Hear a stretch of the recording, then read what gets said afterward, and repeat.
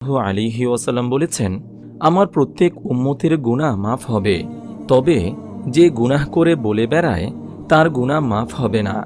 সহিহ বুখারী হাদিস নম্বর 5643।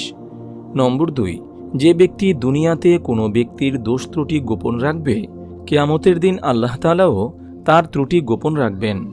সহিহ মুসলিম হাদিস নম্বর 6392।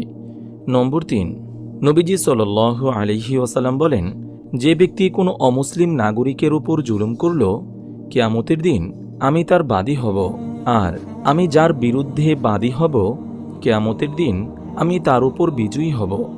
আবু দাউদ হাদিস নম্বর 3052। নম্বর 4, যারা আমার সুন্নতের প্রতি বিরাগ পোষণ অর্থাৎ অনীহা প্রকাশ করবে, তারা আমার উম্মতের অন্তর্ভুক্ত নয়। সহিহ বুখারী হাদিস নম্বর 4697। নম্বর 5, যার অন্তরে সরিষা